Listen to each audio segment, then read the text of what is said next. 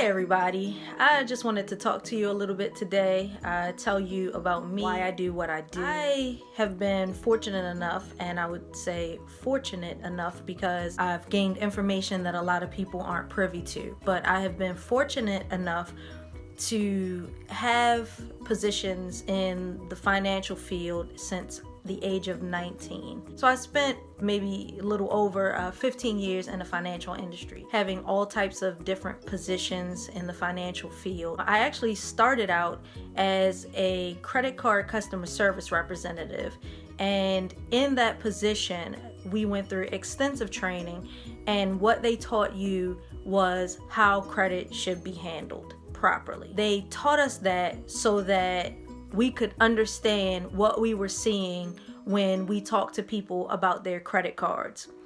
So it helped me to be successful in my job, but it also helped me as a person, because here I am at 19 years old and I have all of this financial knowledge about credit that a lot of people didn't have.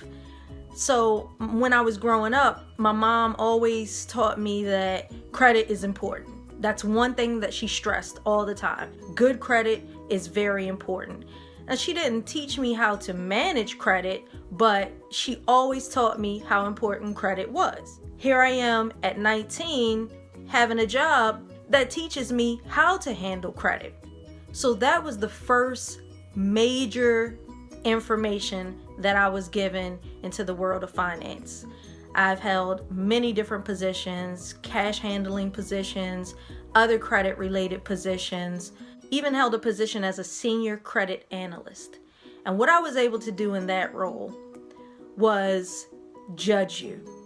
I would look at your credit file with the financial institution that I worked for and determine whether you presented a risk to the bank and we needed to mitigate or end your relationship with that financial institution. I had to look at a lot of information that the credit card companies don't want you to know that they look at. And what they do when they look at this information is they paint a picture of you. So when they paint this picture, they're determining, are you going to cause a risk to the bank, or are you fine where you are? Sometimes it required me to have conversations with people where I called them and asked for very detailed information that they were uncomfortable providing. And whether I called you or not, at the end of my review, I had to make a decision whether you posed risk to the bank or not. And it wasn't personal, because then there was someone else who would review my decision to make sure that I did act in the financial institution's best interests.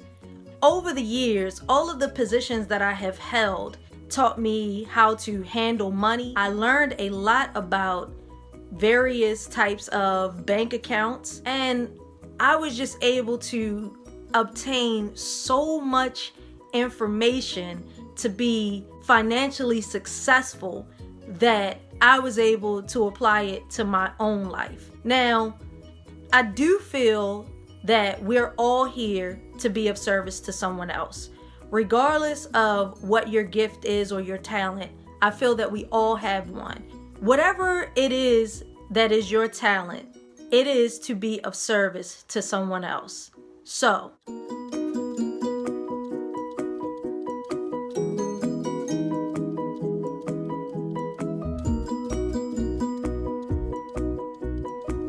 I also have the ability to be able to speak to people.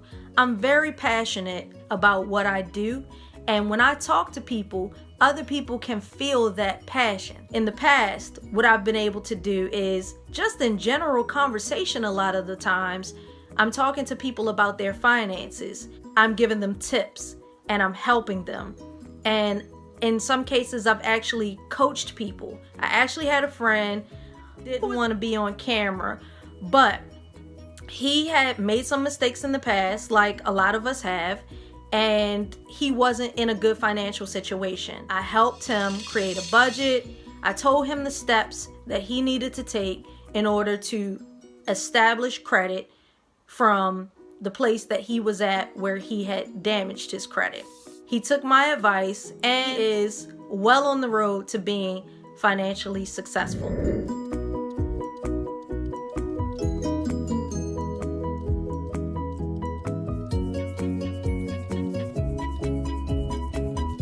Now, when I say financially successful, I don't mean that you're gonna be rich. I'm not rich, but I know how to properly handle the money that I do have. I also have what is considered good credit. That doesn't come easy. I'll actually tell you, when I was younger and in my first serious relationship, I was with someone who didn't have good credit. Everything that we had was in my name. I bought a house, bought cars, we had a business. Everything was in my name because I had good credit. When we split, I was left with all of the financial responsibilities of two people, but now trying to handle it as one person. The only way to get myself from under all of that debt was to file bankruptcy. So I did that, but I knew how to rebuild after. So within 2 years, I had reestablished myself and I had unsecured credit cards again. That was within 2 years. Some people may think that that's a long time, but that is actually a short period of time to fully recover from a bankruptcy. So I've made the mistakes that some of you have made and I've recovered from them. It isn't that I didn't know that I shouldn't be co-signing for someone. It's just that sometimes you let your heart step in front of your head. What I did was compile all of the information that I had obtained and I wrote a financial literacy course. For almost 10 years, I have either been personally coaching people or teaching that financial literacy course. I've worked with nonprofit agencies where I actually taught my course to incoming college freshmen. I've talked to individuals. Usually when people find out that I am very knowledgeable about finances, people always ask me questions and always want me to help them. And I'm glad to help whoever I come in contact with. What I realized is that I was sitting on a wealth of knowledge that was only beneficial to a very small group of people. And that was the people who knew what I was able to provide to them.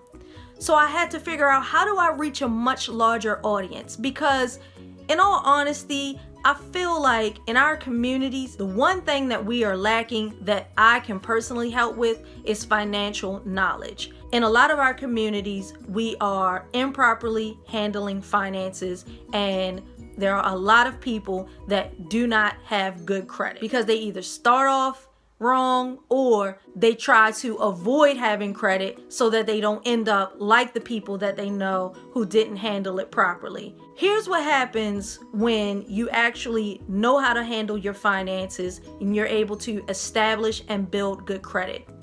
You put yourself in a different category and you are able to obtain things that you would not normally be able to obtain. So saying, I don't have a lot of money. How can I be in a different category just by having good credit? In certain neighborhoods, we know that the education system is lacking. So you feel like if you don't have money, you can't send your child to a better school to get a better education. And let's be honest, the difference between people who do really well and don't is usually education. When you know how to handle your finances, you then know how to establish and maintain good credit. Having good credit opens you up to the ability to put your child in a better education system. And you're sitting there saying, how is that possible when I don't have the money to do it? There are things like loans and financial aid that you could qualify for, but you have to have good credit to be able to qualify for it. When you have good credit and you're faced with, do I put my child in the school where they're not going to get a good education? Or do I figure out how to finance my child's education so that they can have the best opportunity possible? When you have good credit, you have the ability to do that. When I coach people on what they need to do with their finances to be in a better situation, there's always resistance. The person always realizes how much work is involved in the process. And people want to do better without putting the work in. It's understandable. I'm the same way. Took me a long time to put some motion in to lose weight, even though I know that I needed to. So it's the same way with your finances. You want to be in a better situation, but you don't really want to put in the work to do it. The course that I have created, it is hard work, but it is easy to follow, and it teaches you step by step what you need to do to get into a better financial situation. The one thing that I think is very important is that you provide this information to your children. So you can buy one for you and your child, and you learn together. You have to teach them before they make mistakes. You've probably already made mistakes. I can still help you. This course will still be beneficial to you. But give it to your children and let them learn before they make the mistakes that you made. Teach them early. A lot of times we want to be able to help other people and we don't know how. Everyone has a different role to play. I am knowledgeable about finances. My way to contribute to you is to help you know how to properly handle your finances so that you can get into a better financial situation. I want us all to elevate to a higher level and to be in a position where we can obtain the things that we really need. The things that we really need to start off, to put us in the right direction, is a good education. I am trying to educate you on how to handle your finances properly.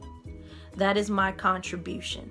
That is where I feel that I can do the most, where I can be the most helpful. My course is called Dollars and Cents Make Sense. It is available on Amazon.com. You may not even realize that you need this course.